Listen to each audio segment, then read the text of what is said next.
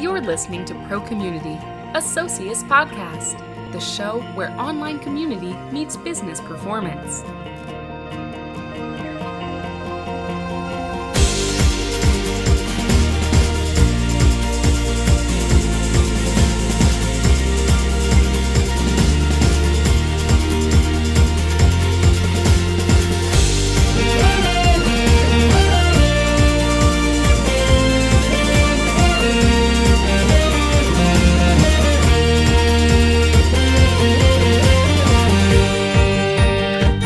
Welcome to the second half of episode 12 of Pro Community, the show where online community meets business performance. I'm your host, Josh Paul, and as always, you can see past episodes of Pro Community at socius.com, as well as subscribe to the audio podcast in iTunes. We pick things up today in the middle of a discussion on customer-centric business strategies and the role that online communities play in those business initiatives, with Barton Goldenberg, CRM pioneer, founder of the consulting firm ISM, and the author of several books, including Social CRM, which will be out later this year. Let's get on with the conversation. No, I think you're right. I think private customer communities really bring the dream of social CRM to fruition in a lot of ways, especially for, we see a lot in B2B companies where people think of, they don't move forward with social CRM because they think they're collecting data on Facebook and Twitter and then having to have the infrastructure in place to respond via those channels. While that's important, bringing the larger 900 million people into a community of 1,000 customers or even 30,000 customers allows you to listen. They're there with a purpose. They're not talking about their grandkids' photos as much. You don't have to sort through as much, but allows you to listen better, respond more proactively, and it's a microcosm of the larger social networking ecosystem.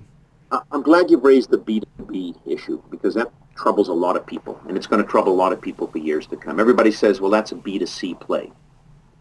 And you have to go back a little historically. When marketing first came out with the Ben Shapiro's and various folks from Harvard Business School in the 1950s, marketing was applied to the consumer marketplace, the B2C first. And then over time, people said, well, wait a minute, you can still segment the B2B marketplace. You can still come up with unique pricing and products and life cycles and promotions to B2B just as much you come up with B2C. But marketing took its first hold in the B2C world. Procter & Gamble, Lieber, Nestle, these are all, people that were all B2C and started it. You take the same, let's just zoom it forward 50 years, and you have the same situation in the social CRM space.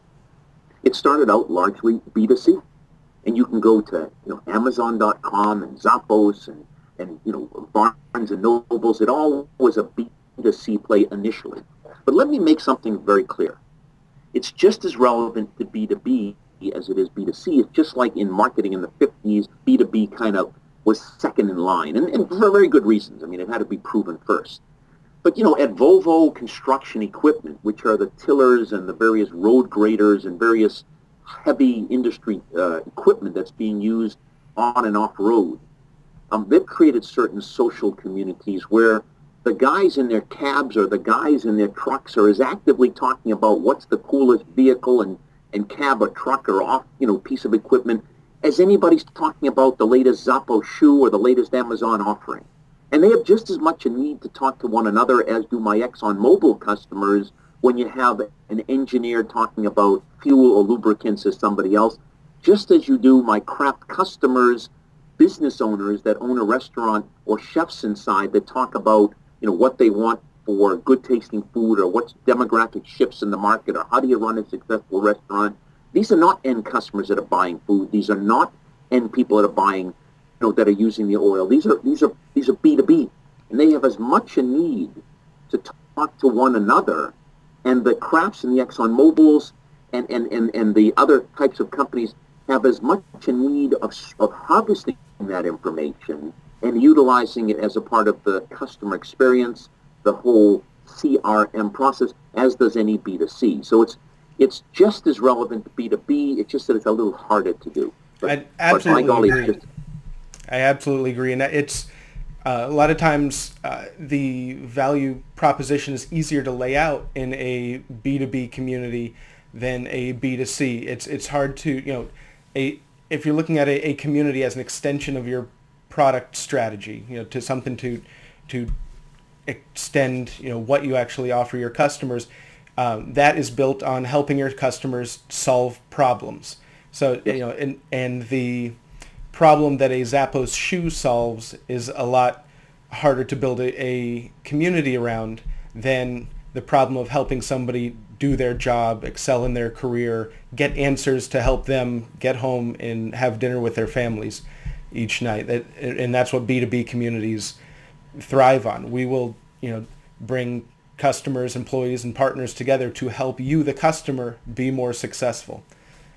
And they also have more time during the day. If they're working 8 to 10 hours a day, that's when they're focused on solving those problems, and that's when they have more time to dedicate towards participating in a community. Whereas you're competing for a lot more with a lot more priorities in the B2C world. I completely agree with you. We're on the same board. By the way, one other important point about this public-private. Public communities, Facebook, Twitter, and so forth, to a large extent, that's a branding game. So one of our customers is Zumba Fitness, which, is a real growing brand that is taking the world by storm. So the public communities, for them and others, really are a branding, an image and a branding place to build discussion. And it's also a reach play. So it's a brand, it's a reach, and I was going to mention one other one, that is content play. So new content that they want to bring out to make people aware of something that's new. That's very important. So call it a reach, call it a brand, call it content, and public plays a very important role in that. I mean, I don't know what it is, but I think it's 10 million Oreo cookies fans on the Oreo site. So, something new about Oreo, which I think celebrated its 100th birthday. That's a piece of news that you want people to talk about. So that's public communities. But what you want to do in private communities, Josh, and you've already alluded to this, that's where you become much more intimate. That's where you have potentially subject matter experts. That's where you have people sharing stuff that they really like to share about, cabs or restaurants or engineering, lubrication for engineering factories and premises. So each plays a role: content, reach, branding on the intimacy, insight, harvesting on the private. It's not either or, it's both, and that's why we call it this integrated social media strategy, because when we design and build communities for our customers, we take both into account. They're both an integral part of the success. Absolutely. Now, when you talk to a lot of executives and social business professionals about this, do they get it? Are they? What kind of reaction are you getting from the upper echelons? So this is a work in progress, and I'm being as polite as I can. For senior executives at an Amazon, at a Zumba Fitness, at a Zappos, at a Nike, many of these are customers of ours. They get it. Why? Because that's the game they're in, and they understand it. They understand they have to be visible on all channels for customer engagement that their customers go to, and all of their customers go through social and other related channels. So they get it. They get the importance of it. They may not get what you have to do, but they get the importance of it. So I have lots of these customers listen, and the problem is they don't necessarily know what to do with all the stuff they've got now that they've listened, how to integrate into CRM, but it is top of mind. And now the question becomes, again, bringing it down to the ground, pragmatic, engaging companies like ours and others to really bring that insight into a usable format that they can have. Now, and I would say that is, Josh, 20% of the world. There's another 50% that says, I heard about this. I don't quite know how to do it, There's a lot of risk that we're going to get our name out there and people are going to say bad things about us, then our brand will be ruined. So I'm a little concerned. Yet I understand the digital era and how many people are Gen Ys or millennials and how many, smartphones are using social and so forth. I get it. I just don't know how to do it. And they're hesitant. For those customers, we bring them through, at least in our case, we bring a very structured approach on the steps that need to be taken over a period of time. We get a community up and running, and we make it work, and little by little, it happens. Sometimes you start with an internal community before you go to the external community. There's different stepping stones, if you will, to make that happen. Sometimes it starts with an executive briefing on what companies in their industry have done successfully and what to watch out for. But there's a 50% chunk that when you and I have this discussion in 5 years' time, half of those will come across to the social side. So they're customers in waiting, if you want to call it that, but hesitant. And show it to me, and I heard this is all magical and mystery, and can you make money, and is it going to hurt our name and brand? There's a whole bunch of questions on their mind. That leaves the 20% that are right in the forefront, banging away at this. There's 50%. It leaves another 30% right now, anyhow, that say, listen, don't need it. Absolutely don't need it. Been very successful in this business. We work for a very large global investment banking company. I've met with board members and many of the senior executives. It's like, Bart, we have a very successful business. We're dealing with very important financial people that have millions or billions of dollars of assets to play with. We're not about to open that up to people that talk to them and talk in communities. These are private information. Don't have any desire to do it. Appreciate it. Sure that support other people is just not important to us. And I would argue that probably 10 to 15% of that 30 will come across in the next 5 years. So your typical bell-shaped curve. But right now, executives, the vast majority of executives are asking that 50% in the middle are asking, so how does this work, and what are the risks, and how do I mitigate risk, and what's the 10-step approach, and how do I strategize, and what's this integrated strategy? Talk about public and private hub and spoke, and can I do it, in a pilot for 2 months and see if it works? No, you can't. You got to do it long enough to build a community. Just a whole bunch of questions being asked. But again, there isn't a clever executive that has risen to the top of an organization, Josh, that doesn't appreciate the wave of the digital client that's behind this and the need to play in this game. The big question is how.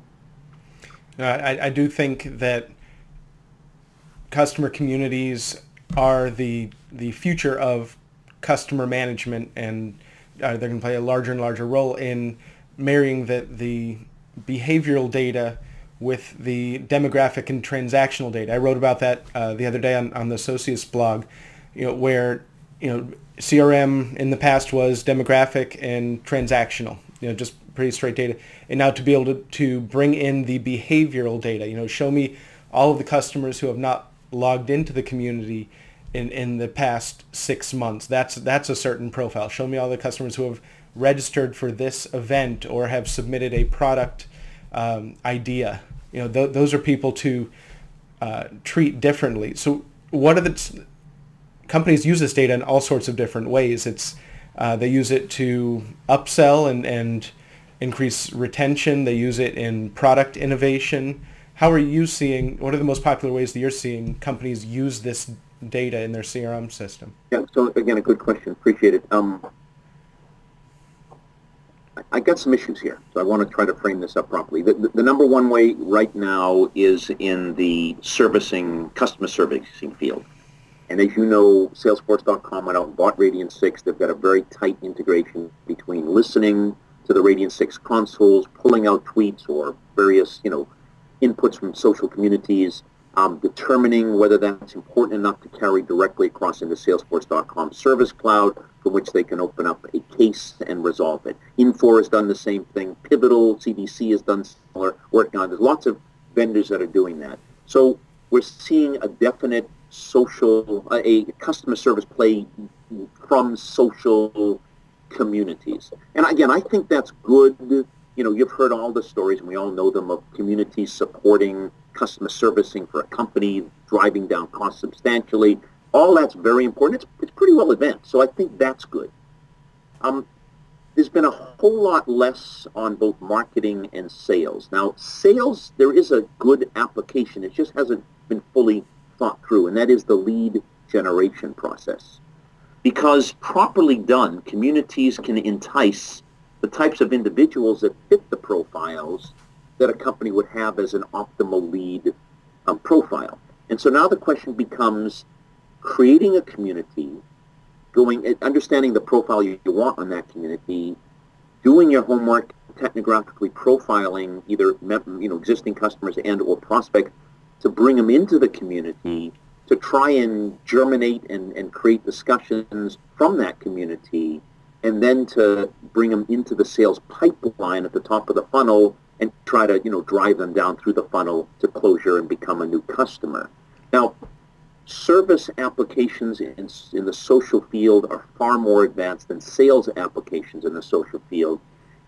While service is important in that it drives down costs, while service is important that it may drive up loyalty, while service is important in that it may help members want to enjoy being a part of the community, the big bucks are not in the service side, the big bucks are in the sales side. So in order to really gravitate towards a big user adoption, of the big ears of the 80% that I talked about that are either in the middle or skeptical at this point, not doing it, this has to cut across to sales. And I believe lead management will be one of the more critical areas. So that's one thing. The other application obviously is the whole marketing side.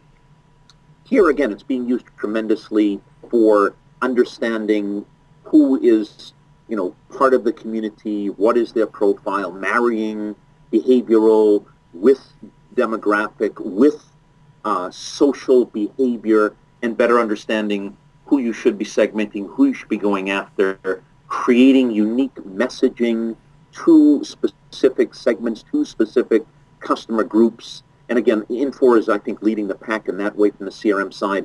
But there are lots of people that are really beginning to explore the whole marketing side.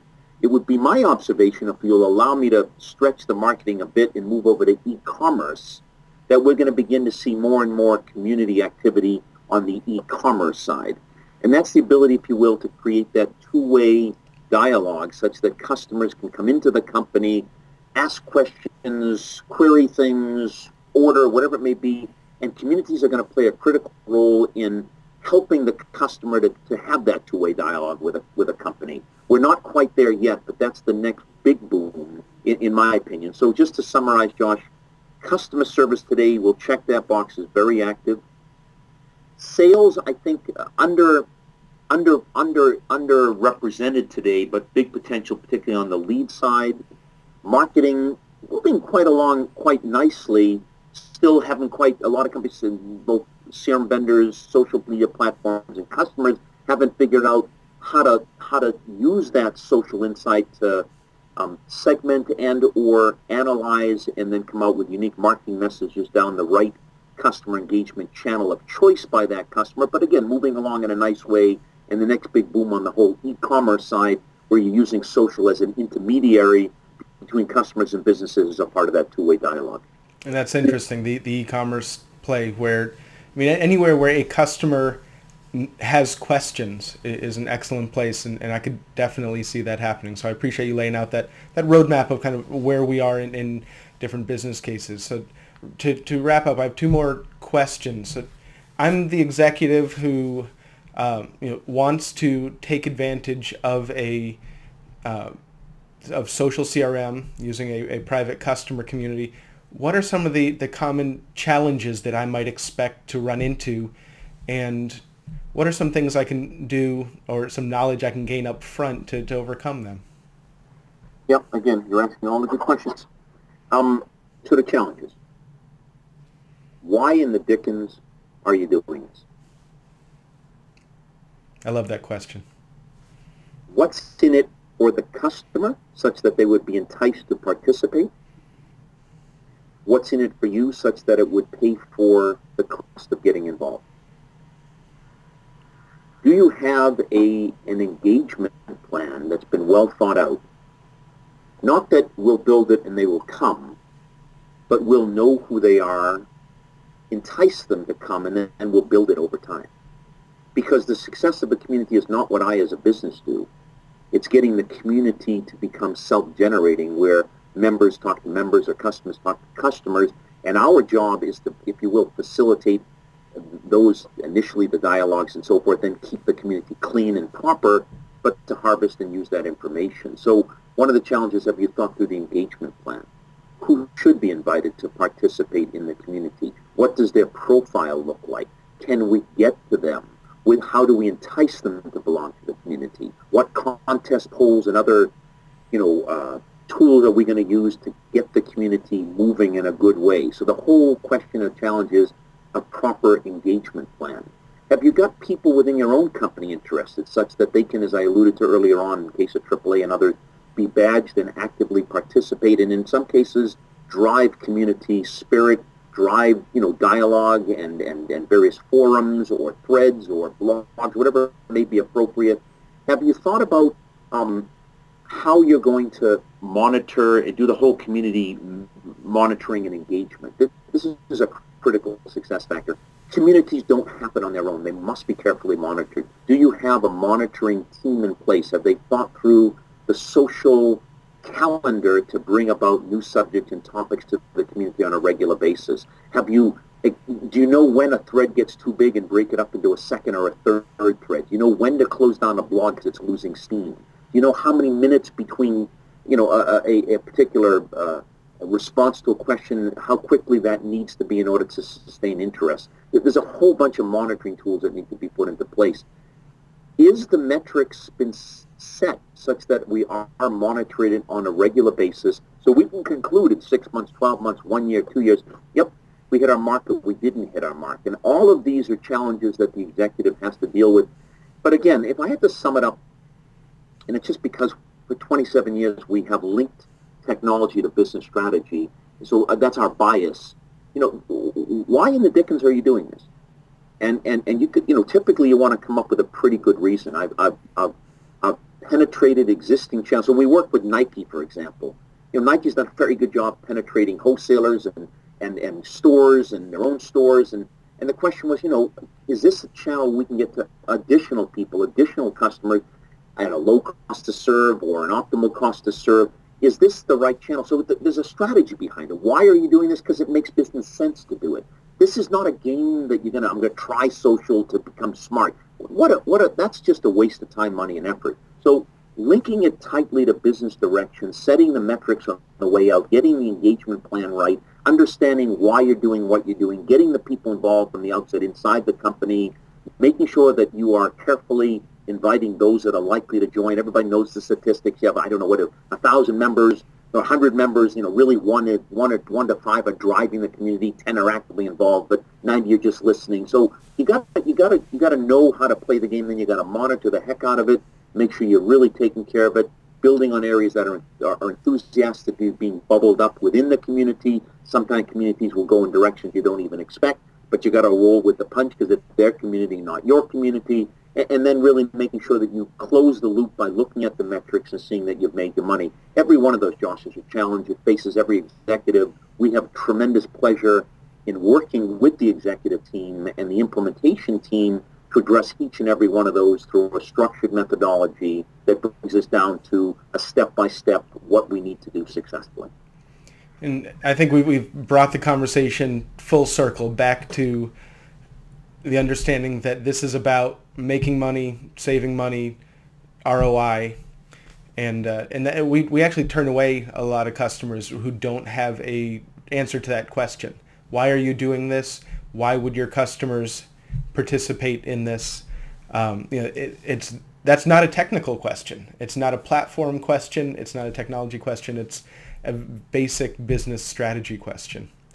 I'll tell you one story if time permits, but I did a speech at Gartner's Customer 360 conference in Florida earlier this year, and I actually did a couple, and one of them was with my distinguished customer, Macmillan Publishing out of New York City. Everybody knows Macmillan as a very well-known publishing company. Look at the challenge they had, and look how social become a part of their overall strategy. So, like the music business, like the book business, they were facing the same challenges that many are, and that is, will the community disappear? So I meant the record business. So who's buying records in a record shop anymore? And the answer is very few. Well, who's buying books in Barnes and Nobles now? And the answer is less than used to. What happened to Borders? Had tough times. You're Macmillan, and you're committed to various genres in publishing, romance genre, mystery genre, whatever it may be. And you're trying to figure out what book should I put out on the marketplace that are going to attract, my customers to buy more of my books. Well, you could go to Amazon.com and say, hi, I don't really know my customers very well. Could you tell me who's buying my books and give me a profile, and I'll do the third-party overlays, and I'll begin to segment. We can do research and figure out what they need and come up with authors that will write the books. But that's Amazon's secret sauce. They're not going to give that away to the Macmillans of this world. You can go to Borders and say, could I have that information? And Borders says you could have, but you can't anymore. You go to Barnes & Nobles, they have some information. But the bottom line is, my friends at Macmillan were looking, at what happened in the music industry was going the exact same way as was going in the, in their case, the book industry. So they cleverly worked with them carefully, created some enhanced strategies that said, something? We better understand who reads our books. So by opening up social sites by genre, the mystery community, Tor.com, the romance community, and so forth, we began to invite customers, both Macmillan and otherwise, to these sites. We began to have fun with them by having the author of books reveal the first chapter on this site versus in the public, or invite them to a coffee at the local Starbucks when the author was in town, or find out what they really want to hear about and what's romance, are they really important. We began to use the communities as a vehicle to understand what was important to the members or to the customers that read the Macmillan books. And whereas they started with very little, I'm not going to give you the figures, but they're way in excess of, they're in the millions. We now have a base against which, from the communities and from the work that was done, to begin to segment and understand the members, to use the communities as vehicles to offer up certain new ideas and concepts, to capture the information that's happening in the community, bring it back inside the profiles so that we could market more effectively to them. Here's the classic integration of business strategy and social CRM and social media communities, John. And you're going to see, you see it in B2B and B2C companies, where rather than trying to insert yourself, trying to interrupt, trying to get some love from the established industry channels, communities allow companies to become the industry channel, to move the center of gravity of the industry and where the action, where the activity, where the content is, to their own company. And I think that's going to be, we're going to see more and more of that. What company can risk getting out of touch with the end customer because they rely too heavily upon distribution channel members to figure that out themselves? Those days are gone. It doesn't mean you're going to cut out the middle channel. But, in the case of ExxonMobil, one of our customers for many years, or PepsiCo, one of our customers for many years, they all face a similar thing. Kraft Foods, same thing. Many of our customers, the distribution channel is still the way they bring product to market. I mean, Kraft Foods sells its macaroni and cheese and Philly cream cheese and all their products through the Cisco's and U.S. Foods and so forth. That's the distribution channel that visits all the local restaurants and operators in various places where you eat food.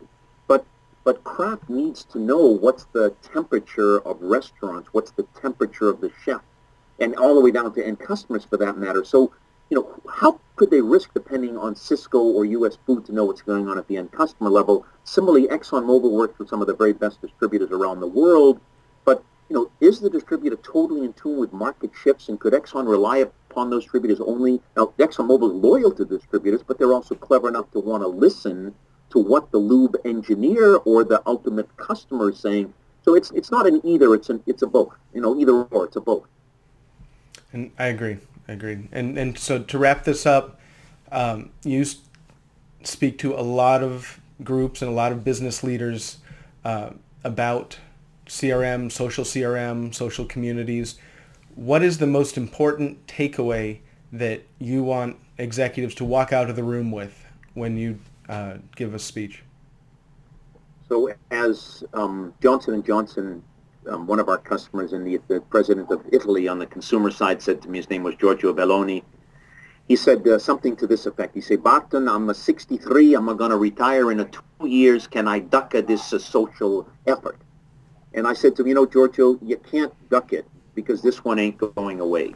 And this is something that you have to accept in the next 2 years. If you haven't mastered this, quite frankly, you're putting your own business at risk. So this is not something that, again, you can duck or goes away. This is something that is new. It's challenging. It's not easy, but you've got to get your horns around. You've got to get your hands on the horns and drive this very important initiative. Number one, that's one message I want to pass. Number two, you got to do it in a structured manner. This is not something you jump into and try it and fail. That's worse than doing it, not doing it at all. So work with, companies like ours or others that will give you that structured approach, that have done it before, that integrate it tightly into the business strategy, the CRM efforts.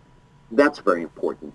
And then just to understand that what we know today, Josh, in terms of how to do it well, it's going to dramatically change in the future. So stay abreast of this, whether it's a center of excellence inside the organization or through attending conferences or subject matter experts like myself.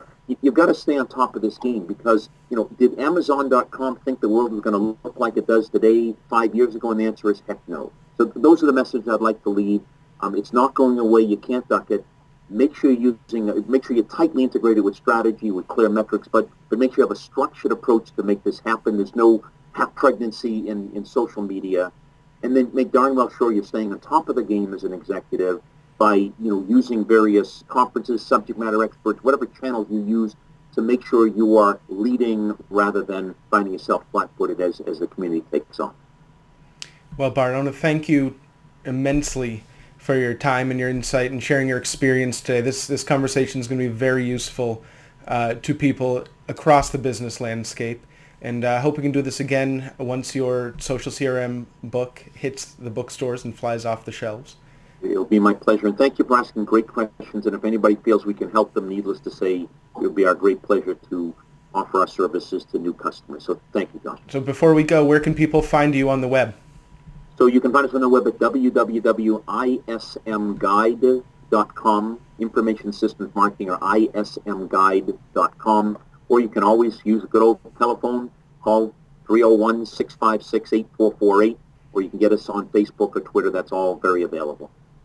Perfect. And as always, you can find all of the past episodes of Socius' Pro Community podcast and web show at socius.com. It's also available in audio podcast format in iTunes, where this show will be published as well. We appreciate 5-star ratings and good reviews in iTunes if you like what we heard today.